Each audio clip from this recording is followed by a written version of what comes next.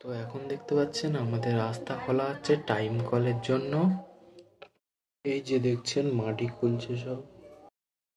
এই যে দেখতে পাচ্ছেন মাটি খোলার জন্য রাস্তা ডিল করছে, দেখতে পাচ্ছেন।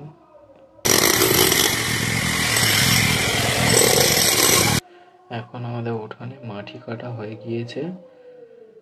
এই যে দেখছেন এইখানে মোটা পাইপ পড়ে আছে, সামনে মোটা পাইপ পড়ে আছে।